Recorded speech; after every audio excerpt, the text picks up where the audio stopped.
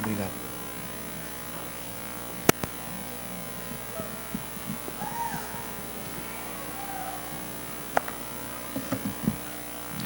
Bom dia, igreja. Tudo bem com vocês? Um dia feliz. Espero que você tenha um sábado muito deleitoso, muito agradável. Que você lembre a todo instante o que é estar nas horas sagradas de Deus. E que isso desperte em você um sentimento gostoso de aconchego. Que você consiga sentir Deus abraçando você nesse dia. E que mesmo em meio à paz, e essa paz de Deus não nos leve a um sentimento de extrema passividade, mas a gente esteja disposto nesse dia a viver ativamente aquilo que Ele tem para nós. E as pessoas possam perceber, quem estiver ao nosso redor, o que é observar o santo dia do Senhor. Você está animado? Você está com seu almoço preparado? Talvez você só pense nele daqui a alguns minutos. Isso é muito bom. Muitas coisas gostosas acontecerão esse dia. Dentre elas, estudarmos um pouco da palavra de Deus. Eu gosto muito de ler a Bíblia. E eu gosto de analisar os textos. Eu gosto de ver o que o texto tem. A minha especialização, inclusive, na área bíblica. Então, exegese, fazer essas coisas de analisar o texto, eu gosto muito. Porém, hoje eu optei por um caminho diferente um pouco. Eu queria trabalhar com vocês a ideia de um texto de uma forma mais aplicada à nossa realidade. Não é um campo que eu transito com muita facilidade, eu não passeio de uma forma muito tranquila por esse campo, mais homilético, mais aplicável, mas eu quero fazer isso com vocês essa manhã. Então eu quero convidar vocês a estudar comigo esse texto, tudo bem? Vamos juntos? Relaxados? Então vamos. O livro que nós vamos ler é uma carta de Paulo. É uma carta que Paulo escreve aos Coríntios. O povo de Corinto, ele apresenta várias características desafiadoras. E é interessante que a gente consegue entender a problemática das igrejas que hoje nós conhecemos como a região da Turquia, pelo aquilo que Paulo escreve, por aquilo que ele escreve. Paulo, quando ele apresenta características e conselhos e orientações, nós conseguimos, através dessas orientações, perceber o que o povo tinha de complicado e o que ele estava vivendo de desafios, né? É a mesma coisa quando você vê uma mãe falando assim: filho, você tem que responder educadamente às pessoas. Se você chega no momento que a mãe está dando essa orientação, o que você entende sobre o filho? Qual que é o problema que ele está enfrentando? Que ele está falando de qualquer jeito. Você não precisa ter muita percepção para descobrir isso. Se você chega e a mãe está falando assim: você tem que ser educado e falar direito com as pessoas. Você sabe, ele provavelmente falou com determinada pessoa de qualquer forma, ou não respondeu, e a gente começa a identificar os problemas dessa pessoa. É isso que acontece com Paulo nas suas cartas. Então a gente começa a identificar quais são os desafios através dos conselhos que Paulo escreve. E em alguns momentos ele mesmo relata quais são os problemas, que é o caso desse trecho que nós vamos ler. Você está com o livro aberto em 1 Coríntios? Então a gente vai ler o capítulo 3. A gente vai começar no capítulo 3. Deixa eu abrir aqui minha Bíblia também.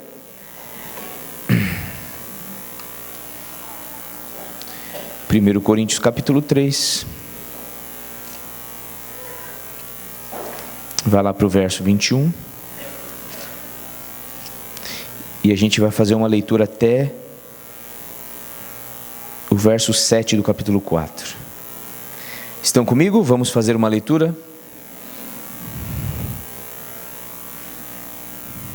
Me acompanhe, por favor. Verso 21, 1 Coríntios capítulo 3. Portanto, ninguém se glorie em homens, porque todas as coisas são de vocês, seja Paulo, seja Apolo, seja Pedro, seja o mundo, a vida, a morte, o presente ou o futuro. Tudo é de vocês, e vocês são de Cristo, e Cristo é de Deus. Portanto, que todos nos considerem como servos de Cristo e encarcerados dos mistérios de Deus. e que se requer destes encarregados, o que se requer destes encarregados é que sejam fiéis. Pouco me importa ser julgado por vocês ou por qualquer tribunal humano. De fato, nem eu julgo a mim mesmo. Embora em nada minha consciência me acuse, nem por isso justifico a mim mesmo. O Senhor é quem me julga. Portanto, não julguem nada antes da hora devida. Esperem até que o Senhor venha.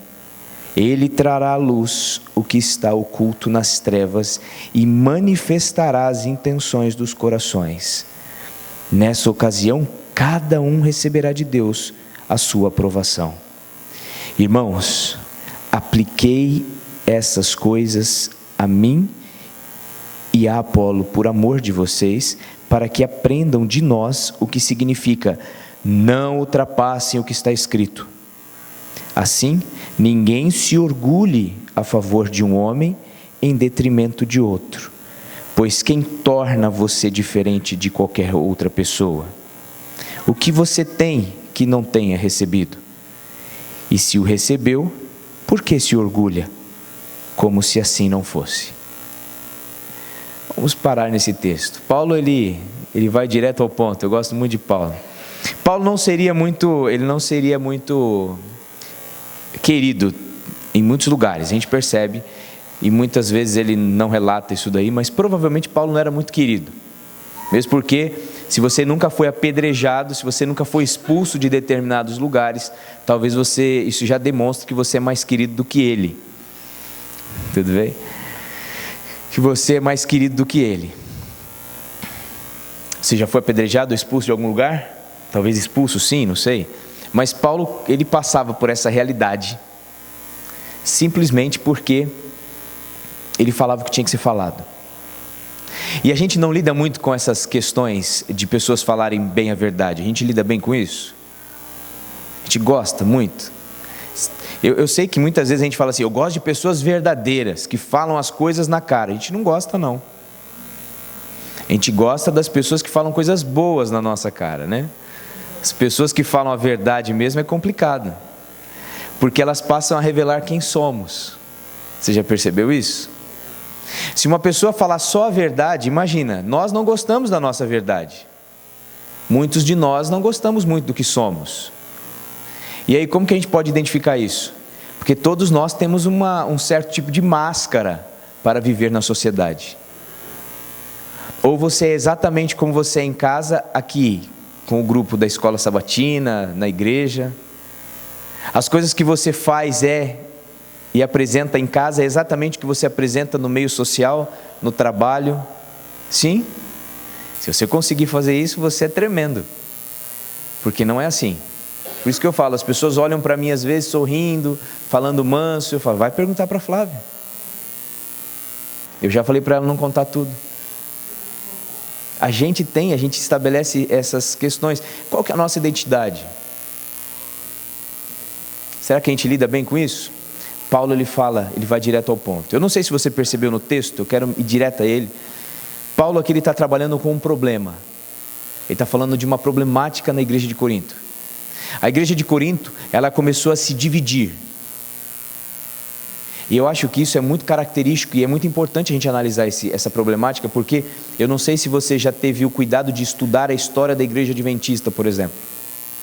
A história da igreja adventista mostra o tanto de vezes que a igreja se dividiu.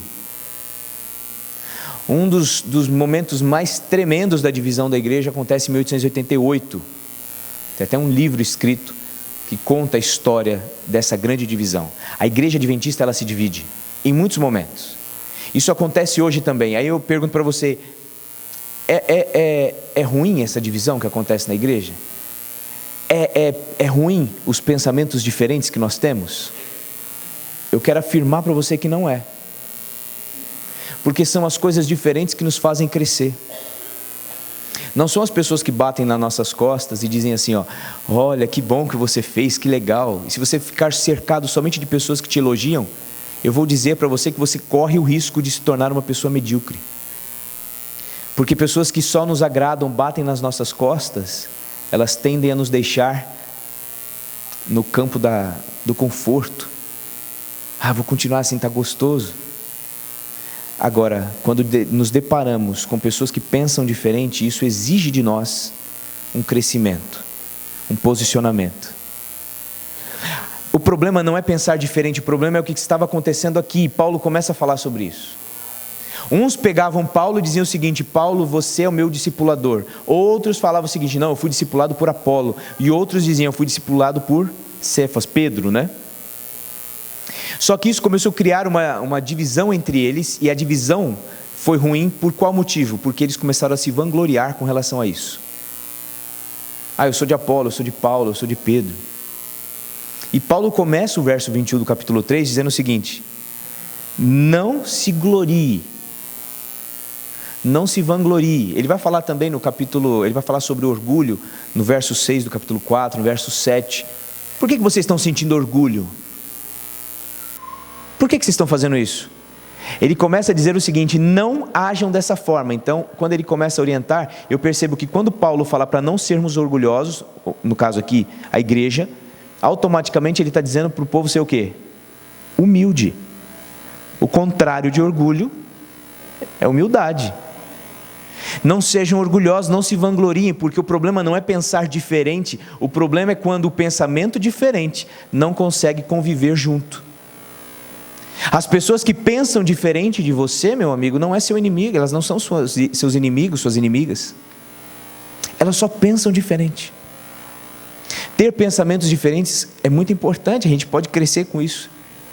Eu quero dizer para você que se eu me dediquei ao estudo da Bíblia, como me dediquei não foi pelas pessoas que chegavam para mim e falavam: nossa, Diego, que legal, eu estava recém-chegado na igreja, falava assim: nossa, que legal, você passa a lição, legal e tal, você fala e prega e tal e canta. Não foi por causa disso. Foi por causa que onde eu trabalhava, tinham pessoas que pensavam diferente de mim e falavam o seguinte: por que você está guardando o sábado, você é maluco? E vinham pastores de outras denominações e ficavam colocando a minha crença em xeque. Fez com que eu fosse estudar, fez com que eu fosse me aprofundar, para ver se o que eu estava vivendo era certo, errado ou precisava melhorar alguma coisa. Paulo está dizendo o seguinte: parem com isso, parem de se orgulhar. O segundo tema abordado por Paulo aqui dentro é a questão do julgamento. É a questão do juízo que é desenvolvido. São esses dois comportamentos que são apresentados por Paulo na igreja de Corinto nesse trecho aqui. Ele está dizendo: vocês são orgulhosos e vocês julgam. Esses dois comportamentos que Paulo enfatiza.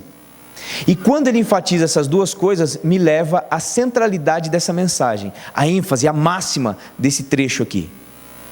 Porque quando nós trabalhamos sobre orgulho e julgamento, nós estamos falando do eu. E aí por isso que eu coloquei, está ali, identidade. A grande questão é como desenvolver uma identidade cristã, mas qual que é a minha identidade? E aí quando eu falo de identidade, eu falo de ego. Sabe o que é ego? Palavra grega para eu. O meu eu. É o meu eu que é orgulhoso, é o meu eu que julga. A máxima desse texto, Paulo está tentando mostrar para eles que há um problema nessa identidade. Paulo aqui indiretamente está falando de uma expressão que hoje nós conhecemos como autoestima. O que é autoestima? Você faz ideia do que seja autoestima? Talvez a gente possa dizer que é a maneira como você se considera. Como você se considera.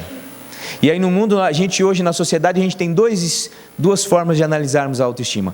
Ou a autoestima é baixa, ou a autoestima é elevada. Ou a sua consideração por você é muito elevada, ou a consideração por você é muito lá embaixo, é pouco, você se considera pouco. E é interessante que quando você olha na tradição, na história, você percebe que antes do século XX, principalmente o campo que trabalha com o pensamento, o comportamento das pessoas, eles acreditavam, e também a área da filosofia, que o grande mal do mundo está em termos uma autoestima muito elevada. Porque a autoestima muito elevada vai fazer com que eu me sobressaia sobre os outros, coloque os outros e subjugue os outros a despeito daquilo que sou, ou com relação àquilo que sou. Só que a partir do verso 20, essa ótica muda e eles passam a falar que o grande problema da humanidade é a nossa baixa autoestima. Porque quando você tem uma baixa autoestima, ou você se considera lá embaixo, automaticamente para se defender você se arma, se sobrepõe. Então a baixa autoestima faz com que você se torne agressivo, com que você se torne um duelador. Percebe aqui? Agora, qual que é a grande realidade? A grande realidade é que as duas são problemáticas, tanto a baixa quanto a alta. E Paulo, quando ele vai entrar, ele vai começar a criar essa percepção para nós. Lendo um livro de Timothy Keller, ele fala sobre o ego, né? O ego transformado. É muito interessante a percepção dele nesse pequeno livro. Timothy Keller, ele vai propor algumas coisas com relação a esse diagnóstico da nossa realidade. Vem cá, como que a minha percepção e a minha interação com Deus pode mudar essa realidade da autoestima, a elevada autoestima ou da baixa autoestima? E aí ele propõe o seguinte. Eu quero passar aqui alguns slides, não fiz muitos não, mas quero passar alguns aqui. Primeiro, qual que é a condição do nosso eu? É a primeira coisa que ele estabelece nesse livro que eu achei muito interessante. Segunda, como ter uma visão, né? Não é nem como, mas é uma visão transformada do eu. E a segunda, ele fala como nós podemos ter uma visão transformada do eu. Então, o primeiro aspecto, ele segue alguns passos. O primeiro aspecto, ele fala o seguinte: qual que é a condição do meu eu? Como que está a minha autoestima? Aí ele fala o que é uma visão transformada do eu e depois como alcançar essa visão transformada do eu. Ok? Aí, quando a gente fala isso, no primeiro aspecto, a condição do eu, o que é e como que é o nosso eu? Eu pulei um slide aqui, deixa eu ver se eu consigo voltar. Olha o que Kierkegaard fala. Ele foi um dinamarquês, filósofo, teólogo e crítico da religião organizada. Principalmente ele falava muito sobre ética cristã. Eu não sei se está pequeno aí, dá para você ler? Porque os meus olhos aqui estão fracos. Ele fala assim: é normal o coração humano criar sua identidade em torno de algo que não seja Deus. É muito natural nós buscarmos nos identificar, criar uma identidade para o próprio eu, fora daquilo que é Deus. Eu pedi para o pastor Bento, eu vou pegar só um aqui, só verdinho, obrigado. Obrigado, viu, pastor Bento? Se não é você na minha vida.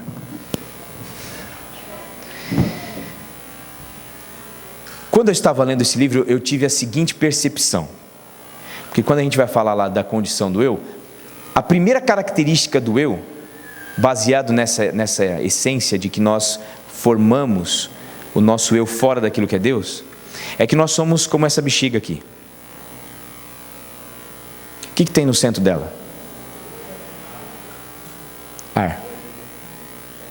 Se eu esvaziar essa bexiga, o que vai ter no centro dela? É como se nós entendêssemos da seguinte forma: qual que é a condição do nosso eu? O nosso eu, ele sempre está pautado naquilo que nós acreditamos que nós temos que colocar para dentro. Ou seja, a minha percepção sobre mim, a percepção que o mundo tem sobre mim, sobre você, é o que vai determinar a sua identidade. E normalmente, o que vai acontecer? Quanto mais ar nós colocamos aqui, mais o balão se infla. Ou seja, continua vazio dentro, mas inflado. A característica que ele apresenta, que eu acho fantástica do ser humano, é que nós somos vazios. Principalmente porque queremos preencher um espaço que é para Deus preencher. Nunca vai ficar suficiente, nunca vai satisfazer, mas sempre vai nos manter vazios. Então a primeira característica da condição do eu, do ego: nós somos vazios. Se vivermos baseados em encher-nos com aquilo que acreditamos que vai nos encher, somos vazios. Somos como esse balão. Podemos estar inflados em nossa autoestima elevadíssima, ou podemos estar com a autoestima lá embaixo, mas ainda sermos vazios. Por isso que a grande questão não é ter uma autoestima elevadíssima, nem uma baixa autoestima, porque esses dois extremos são problemáticos, porque ambos vão continuar nos mantendo vazios. Essa é pelo menos eu entendi, foi o exemplo que eu consegui ilustrar bem isso daqui. Diferentemente se nós enchêssemos esse balão com alguma coisa, se esse balão tivesse todo cheio de algodão e tudo mais, ia ser um pouco diferente. Aí você vai ver mais para frente o que quer dizer isso daí, como que a gente pode aplicar isso daqui. Mas olhe para esse balão, eu vou deixar esse balão aqui para você lembrar que nós somos vazios, porque tentamos encher-nos com aquilo que não nos enche, certo? Como disse o filósofo Kierkegaard, ele fala, nós buscamos a nossa identidade fora daquilo que Deus é, e nos mantemos vazios. Quando nós nos mantemos vazios, somos leves, somos jogados. Outra característica é isso aqui, ó, dolorido. Você já comeu demais, sábado à tarde, assim, você vai ter, a irmã faz uma feijoada, que nem muitas pessoas compraram a feijoada aqui, e vão comer uma linda feijoada hoje à tarde, dos desbravadores. Você já comeu demais? Acho que não, só eu sou intemperante aqui, que já comi e meu estômago doeu. Já aconteceu de eu comer demais, meu estômago ficar assim, ó, dilatado. Por que chega a doer? Porque tudo aquilo que dilata, como um órgão, né? Aquilo que dilata, ele começa a se esticar. O estômago dói quando ele é dilatado. E aquilo que dói começa a chamar a sua atenção para ele. Você já pedalou com o pessoal do Seven Bikers? Outro dia eles falaram assim, vamos dar uma voltinha? Eu falei, vamos. Aí eles falaram o quê? Vamos ali, a gente vai fazer 100 quilômetros. Você acreditaria? Eu não acredito. Eu falei, que 100 quilômetros? A gente foi quase lá em Araras. Quando eu cheguei aqui, eu descobri partes do meu corpo que eu não fazia ideia que existia. Por quê? Porque começou a doer. Você já percebeu que a gente só lembra de vesícula, rim, quando eles doem? Quem já teve cólica renal aqui? Já teve? Como esse órgão se torna evidente na nossa vida quando ele dói. Eu já tive. Você repara no seu dedo quando você está andando?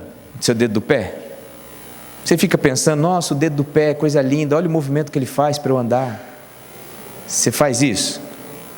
Sabe quando que você vai perceber isso aí?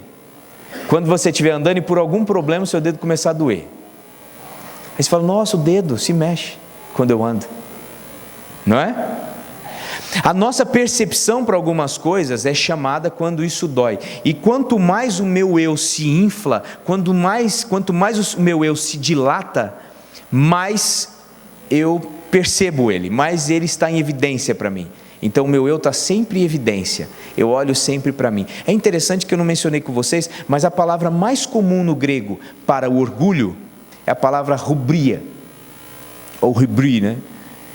Seria algo exacerbado, orgulhoso, uma visão muito elevada de si mesmo. Mas Paulo não usa essa palavra, ele usa uma palavra para orgulho aqui muito interessante.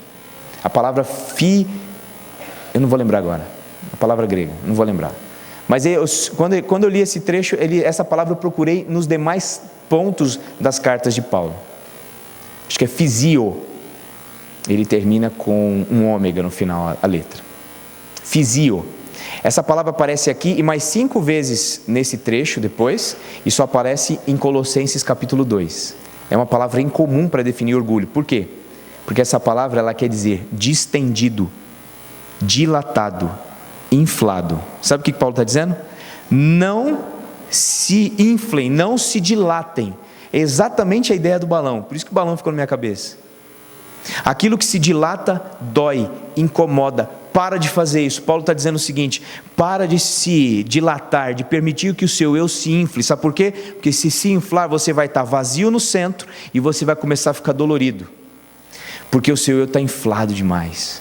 Para de fazer isso, porque se você ficar com o seu eu sempre machucado e doendo, a sua atenção sempre vai estar voltada para ele. E enquanto a sua atenção estiver sempre voltada para você, vai ser complicado. Sabe por quê? Porque vem o próximo passo. O próximo passo é que o seu eu está sempre atarefado. Qual que é a ideia da questão do atarefado do eu que Keeler menciona no livro? Ele está dizendo o seguinte: nosso eu precisa estar sempre, nós precisamos estar escrevendo nosso currículo constantemente. Precisamos estar nos apresentando positivamente para as pessoas. A nossa comparação com os outros é inevitável, porque o nosso eu está em evidência, e ele está dilatado, e eu estou vazio, preciso me preencher, não acho nada que me preencha, então eu começo a me comparar. Meu eu foi embora. Obrigado. Obrigado, Marcelo. Pronto, aqui, ó. Agora o meu eu não vai. Obrigado.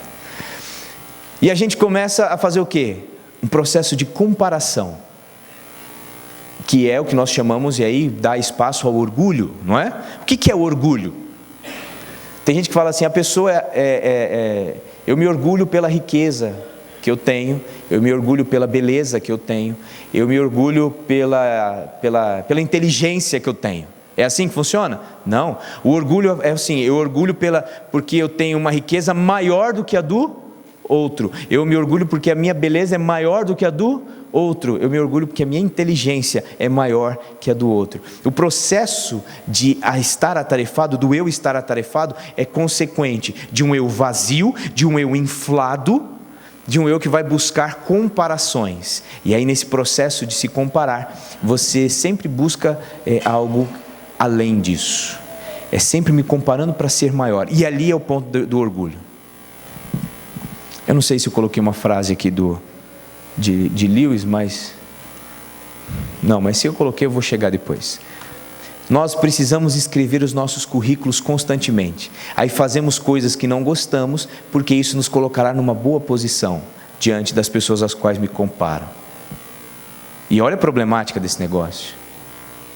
A gente vai viver a nossa vida em busca de uma coisa que não nos preenche, continuaremos vazios, e sempre olhando para o outro, acreditando que ele está melhor. E o último é frágil. Você já percebeu? Imagina que eu enchesse um balão aqui de água, de areia, de alguma coisa sólida. Eu colocasse esse balão aqui. Provavelmente ele não cairia. Não precisaria disso aqui, ó, dessas balizes. Nós podemos chamar isso aqui de muletas. Certo? Eu ia colocar o balãozinho cheio de água, cheio de terra, cheio de alguma coisa aqui, ele ia ficar aqui firme. Eu ia jogar para você, ele é pesado, certo? Ele está cheio, ele não está vazio. Agora o balãozinho aqui, a gente tem que colocar umas muletinhas do lado, sabe por quê? Porque qualquer vento leva ele. Um eu vazio, ele é levado pelas circunstâncias, ele é determinado por aquilo que me acontece. Estou gastando um pouco de tempo nisso para a gente entrar no texto mais propriamente dito, mas para a gente entender a problemática desse diagnóstico da nossa condição. Lembra, Paulo estava falando para os coríntios o seguinte: não sejam orgulhosos, porque senão vocês vão permanecer com o seu eu vazio, vocês serão doloridos porque estarão sempre inflados, pensando eu sou melhor do que aquele, vocês viverão sempre atarefados em serem melhores do que os outros, e vocês serão frágeis, porque o que vai determinar o bem-estar da autoestima de vocês são as circunstâncias, são os julgamentos alheios, ou até mesmo a percepção que você tem de você mesmo. Percebe a problemática? Como que nós, desenvolvendo uma realidade dessa com eu, podemos viver um texto como Paulo afirma aqui, ó, olha só. Olha o que Paulo fala em Filipenses. O que está dizendo ali? Filipenses 2. Nada façais por partidarismo ou vanglória, mas por humildade, considerando cada um dos outros superior a si mesmo. Insistentemente. Como que a gente vai conseguir amar o nosso inimigo? É quando ele fala isso, ou Paulo fala isso, ele está dizendo o seguinte: sejam humildes. É diferente de ser orgulhoso. Sabe o que é humildade?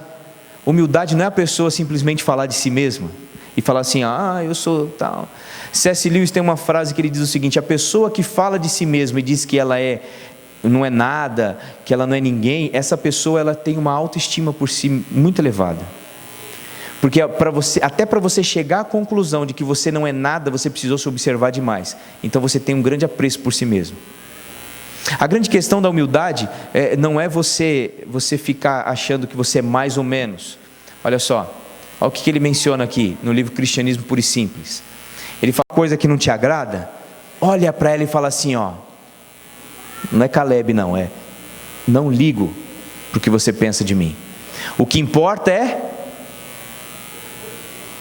como eu penso de mim mesmo. A gente já vai entrar nesse ponto já. Primeiro ponto que Paulo diz, ele fala assim, não são vocês e o julgamento que vocês têm que vai determinar a minha identidade. Paulo não está sendo grosseiro com o povo de Corinto. Ele está dizendo o seguinte, o que vocês têm de juízo sobre mim não determina a minha identidade, não vai mexer com a minha autoestima. Só que aí a gente tem um problema. O mundo diz o seguinte, quando alguém ferir a sua autoestima, eleve-a, diga que você pode, diga que você é, diga que você consegue. Se alguém disser que você é feio, diga que você é bonito, olhe no espelho e fale, não é assim que eles vão falando? Hoje o mundo dos treinamentos não fazem isso, você pode, e aí pula, as pessoas se arrepiam, sentadas na... Você é isso, e tal, e ele dá um grito bem forte, não sei o que, e a pessoa começa assim, eu sou, e aí sai todo mundo inflado dos auditórios, não é? Sabe qual que é o grande desafio, o grande problema?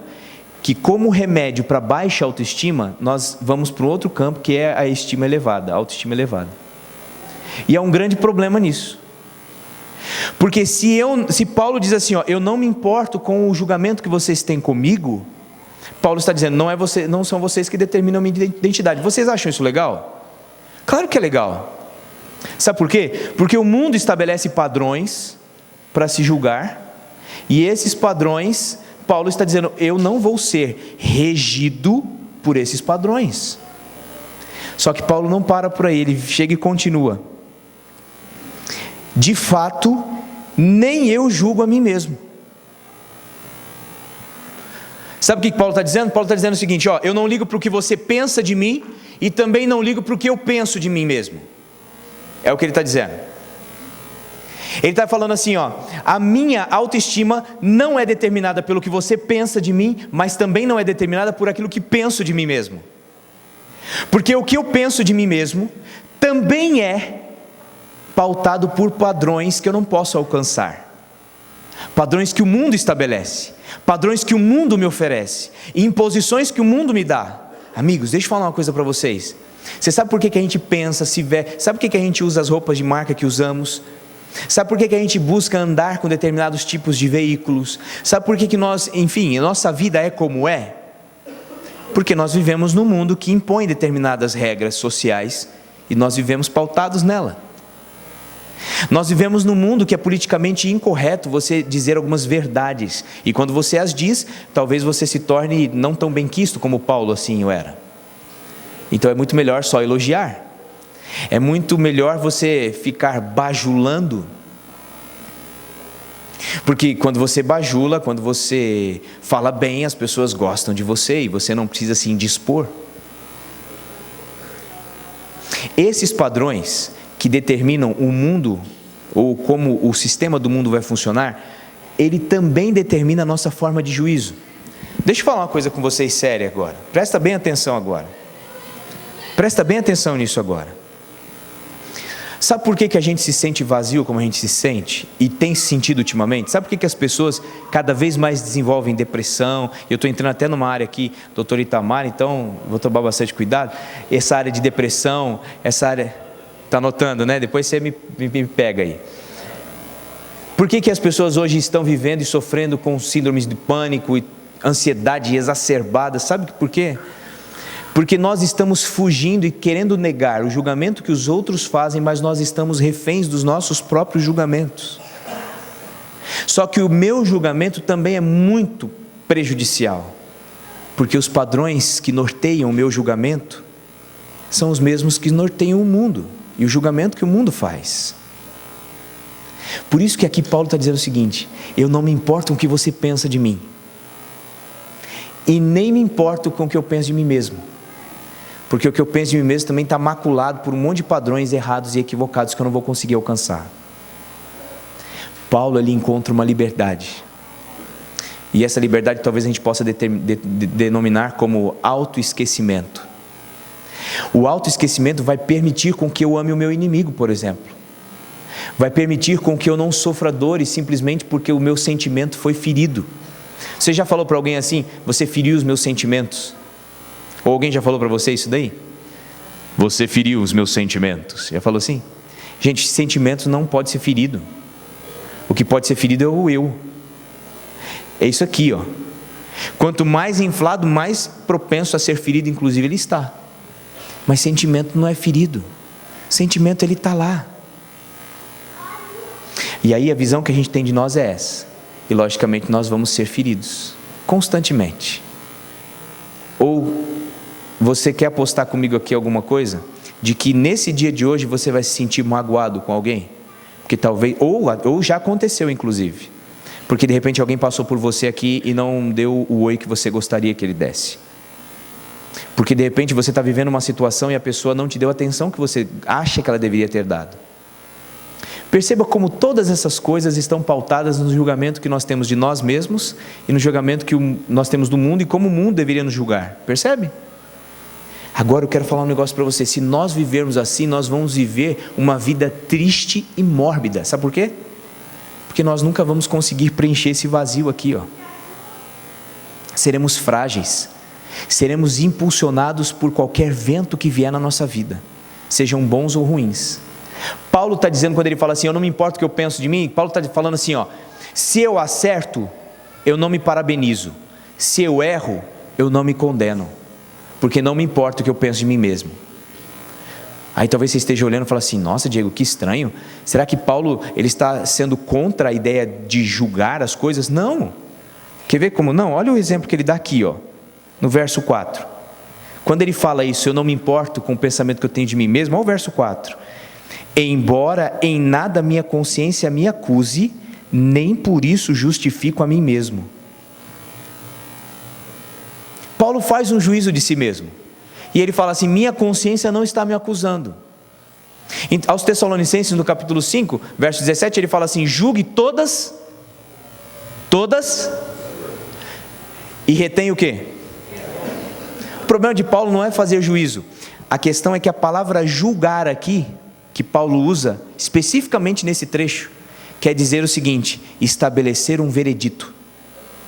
Eu posso julgar as coisas certas e erradas, mas eu não vou dar o veredito.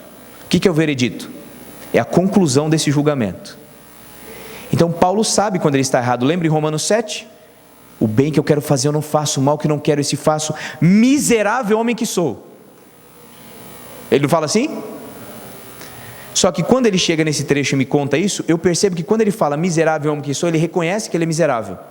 Só que ele não permite que essa consciência e esse juízo que ele faz dos seus próprios atos sejam agregados ao seu eu para determinar o que ele vai ser. Diego, como que acontece isso aí na prática? Na prática é assim, ó. Na prática vai ser da seguinte forma: miserável homem que sou, Senhor, não consigo acertar, eu peco, eu erro, e hoje eu pequei de novo naquilo que pedi perdão ontem. Aí você fica assim, ó. Quando você se importa consigo mesmo ao ponto de dizer o seguinte: o meu juízo será o veredito na minha vida, aí você faz assim, ó: puxa, eu não vou orar a Deus, eu não vou para a igreja, eu não tenho jeito, eu vivo pecando, eu continuo fazendo as mesmas coisas. E aí isso te deixa para baixo. Quando alguém vem e fala alguma coisa, você já, cuida da sua vida e não sei o que, porque você já se julgou, você já deu o veredito sobre sua vida. Agora, quando eu entendo o que Paulo falou, eu chego ao ponto de imaginar o seguinte: miserável homem que sou, quem me livrar dessa morte? E aí ele para de olhar para o miserável e olha para quem vai libertar ele da morte. E aí Paulo fala assim: tá, eu sou miserável, beleza. Você consegue falar assim? Eu cedi às cobiças sexuais, eu cedi ao orgulho, eu cedi à vaidade, cedi. Vamos lá, Senhor. E aí parece que eu estou dizendo para vocês que Paulo ele trata com desprezo o pecado. Ele não trata com desprezo. Ele sabe exatamente quais são os seus problemas, as suas falhas, mas ele não permite com que essas falhas determinem quem ele vai ser. A grande questão é que as falhas de Paulo não determinam que ele, não é o fato dele ser miserável que vai dizer: eu sou miserável, tá bom, então eu vou. Não, eu sou miserável, ok, já sei como eu sou, mas isso não vai determinar minha autoestima. E Paulo é tão sincero com ele ao ponto de dizer o seguinte: isso não vai, mas também assim, Paulo, grande pregador, bom sermão, Boa orientação, ele fala o seguinte: nem o que eu faço de certo, eu vou me parabenizar por isso. Se eu não me condeno pelos erros, também não me parabenizo pelo que é correto. Porque tem um segredo matemático nisso. Quando eu me parabenizo pelas coisas certas que faço, inevitavelmente eu abro o campo para me condenar pelas erradas. E eu fico transitando entre esses dois mundos. Deixa eu falar uma coisa bem baixinho, só entre nós. Nós erramos mais ou acertamos mais? Como que vai ser sua autoestima então? O segredo de Paulo: parei de me parabenizar pelo que é certo, para que eu também não me condene pelo que é errado. Aí você fica assim: Diego, o que está acontecendo? O que você está falando? Calma, que ainda não acabou, a mensagem vai acabar agora. Aí Paulo fala assim: eu não ligo para o seu juízo, mas também não ligo para o meu. Se você me condenar, ok, condenou, apontou um erro meu. Paulo não está falando que ele vai desprezar o seu, não, apontou o erro meu, ok, registrado, mas não é isso que vai determinar a minha autoestima. Não é o seu juízo, não é o seu veredito, mas também não faço isso comigo. Com quem que ele faz? Como que é o restante do verso 4 aí, no finalzinho? Porque quem julga... E aí quando ele fala assim, como que a gente pode chegar a esse processo de ter uma visão transformada do eu? Como que a gente pode fazer isso? Aí ele vai falar: quem julga é o Senhor. Olha só, vamos continuar verso 5. Portanto, não julguem nada antes da hora devida, e esperem até que o Senhor venha. Ele trará a luz ao que está oculto nas trevas e manifestará as intenções do coração. Nessa ocasião, cada um receberá de Deus a sua aprovação. Paulo está falando de duas coisas: orgulho e julgamento. Se você se orgulhar, amigo, se você se inflar, você estará vazio, dolorido, frágil, e vai viver tentando escrever o seu currículo para apresentar para o mundo, se comparando com as pessoas. Pare de fazer isso, porque quanto mais você se inflar, mais você está em evidência. Permita que esse vazio seja preenchido por alguma coisa de peso.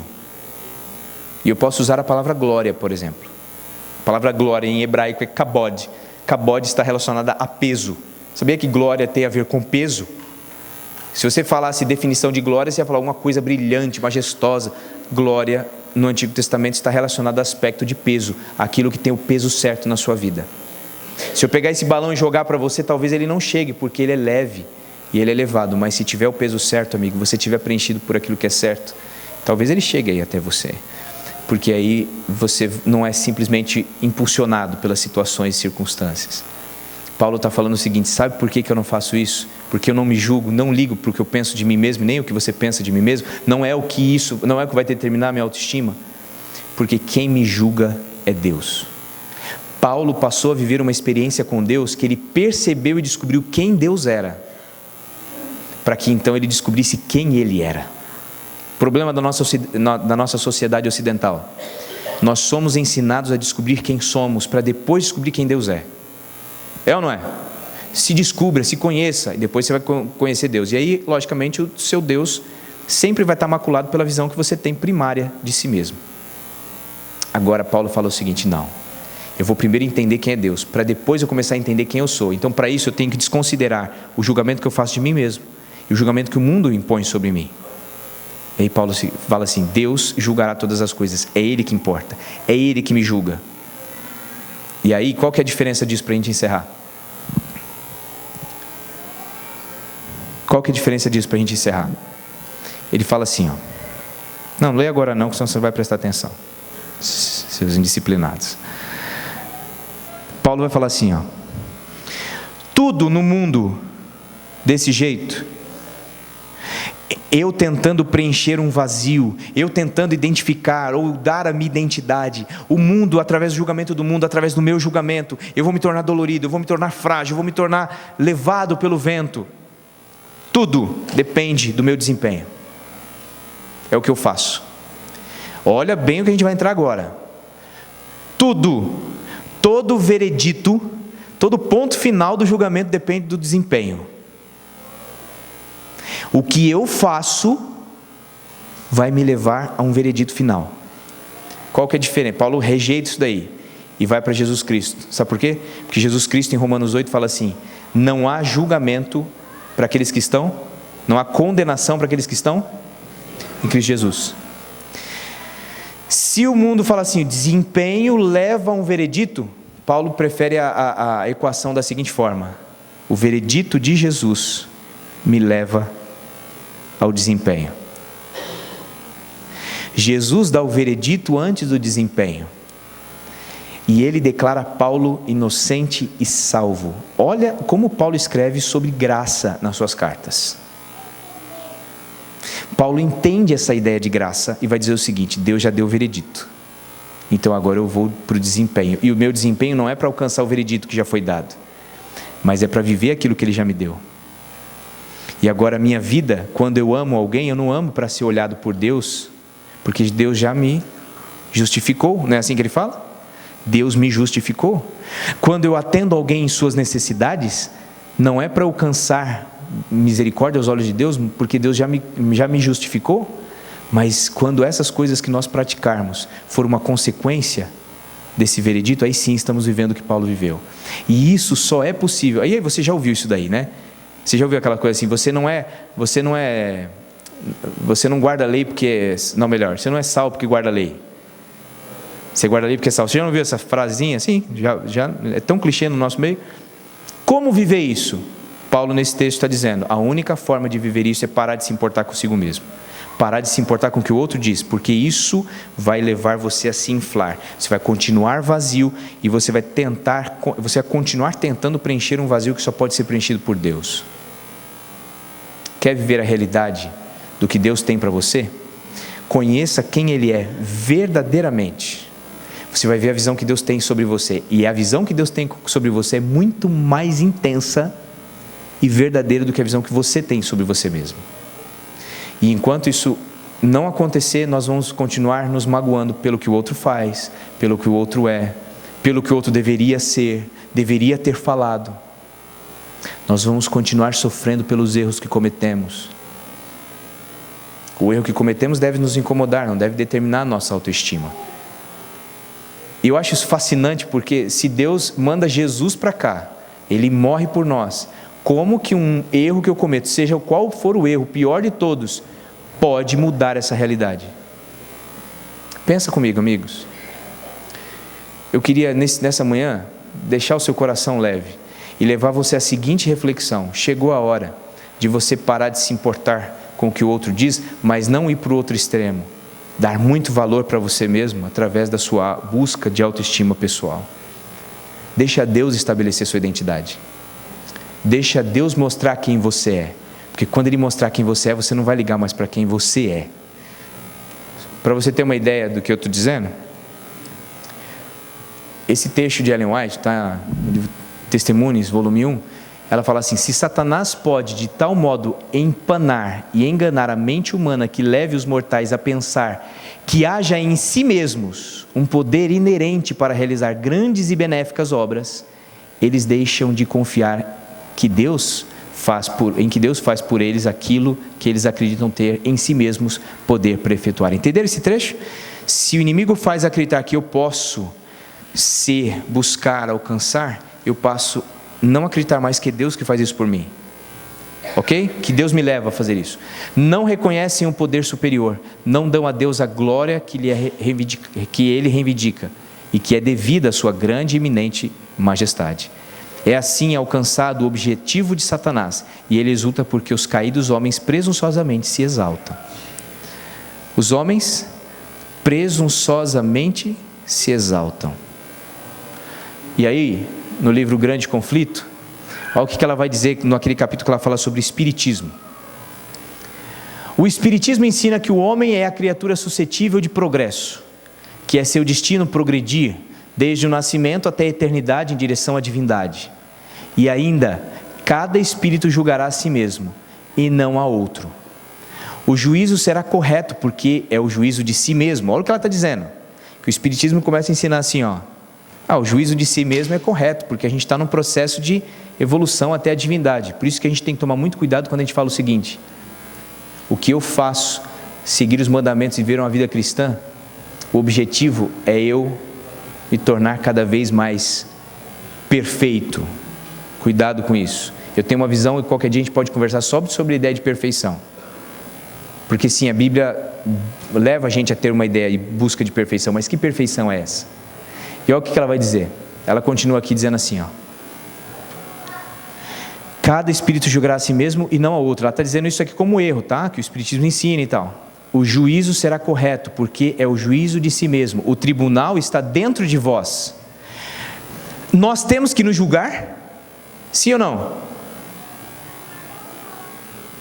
Deu uma pane agora, né? Ela está falando que é correto ou está falando que é incorreto? Ela está falando no capítulo do Espiritismo, ensina que o homem faz determinadas coisas e tal, e dentro disso ela está dizendo, ela está dizendo coisas que o homem passa a acreditar. O juízo está dentro de você e não a outra, tal, porque o juízo está em cima, o tribunal está dentro de você. Disse um ensinador espírita ao despertar-se nele a consciência espiritual: meus semelhantes foram todos eles semideuses, não caídos. E outro declara: todo ser justo e perfeito é Cristo. Olha o que ela está dizendo. Assim, em lugar da justiça e perfeição do Deus infinito, verdadeiro objeto de adoração, em lugar da justiça perfeita da sua lei, a verdadeira norma de perfeição humana, pôs Satanás a natureza pecaminosa, falível do próprio homem como único objeto de adoração, a única regra para o juízo, ou norma de caráter. Isto é progresso não para cima, mas para baixo. Então, quando ela está dizendo aqui, para a gente entender o que ela está falando, depois você pode ler esse capítulo todo lá do Grande Conflito, talvez você já tenha lido, já li 2 vezes esse livro, e eu acho ele fantástico. Quando chega nesse capítulo, ela está dizendo assim, ó: em alguns momentos, e ele está falando principalmente nesse meio espiritualista, eles vão falar assim: o homem está em progresso, o juízo está dentro de você, o tribunal está dentro de você, a visão que você tem de si, o processo e tal. Aí ela vai falar assim: sabe o que isso tudo significa? Significa o homem tentando assumir o lugar de Deus. É Deus que deve ter o julgamento expressivo na vida do homem. O homem tenta estar no lugar de Deus, se julgar para o bem ou para o mal. E ela fala que isso não é progresso para cima, é progresso para onde? Para baixo. Então, a mensagem que eu quero deixar para você essa manhã é: cuidado com o que está preenchendo o seu eu. É um grande vácuo, é um grande vazio, e provavelmente nós estejamos aqui talvez no mesmo barco, de um eu vazio, cheio de vácuo, movido pela dor, pelos ventos, buscando se exaltar, se comparando com o outro, porque simplesmente nós fomos ensinados que quando alguém te humilha, você se exalta, para que a sua autoestima se mantenha equilibrada. A autoestima equilibrada é aquela que você não se importa mais com o que você pensa de si mesmo, seja bom ou ruim, não se importa com o que o outro pensa de si mesmo, seja bom ou ruim, mas o que Deus pensa de você. Essa é a grande característica. Diego, isso vai me tornar negligente com relação aos erros? Não, Paulo mostra que não. Em 1 Timóteo 1,15, o que ele fala? Eu sou um dos maiores pecadores, mas isso não desanima ele a não cumprir a obra que ele foi estabelecido para cumprir. E aí em Gálatas 2,20, o que ele fala? Hoje não sou eu quem vivo, Cristo vive em mim. Somente por isso Paulo pode vencer essa dura realidade do autojuízo e da vida vazia que acontece quando nós tentamos preencher. Deus te abençoe. Desculpa eu passar o horário, mas eu acho que era importante a gente continuar e terminar a ideia aqui. Vamos fazer uma oração juntos? Querido Deus, nosso Pai, nós vamos adentrar nesse momento na recapitulação da lição e peço que pela Tua misericórdia, pela Tua bondade, o Senhor nos dê condições de olhar para o que o Senhor vê de nós. Quando a gente parar de olhar um pouquinho para nós mesmos, fazermos talvez como Paulo, não se importarmos muito com a maneira como nós nos julgamos. Talvez vamos nos importar e nos machucar menos com o que o outro pensa e fala de nós. Porque nós vamos estar seguros naquilo que realmente somos, nós vamos encontrar a nossa identidade cristã, porque vamos olhar para o Senhor e vamos descobrir quem somos. Enquanto olharmos para nós, para descobrir quem o Senhor é, vamos sofrer muito, Senhor. Nos ajude a viver a realidade do veredito e no desenrolar de nossas ações, e não ao contrário. Abençoa a sua igreja e dá paz ao nosso coração. Eu oro em nome de Cristo Jesus. Amém.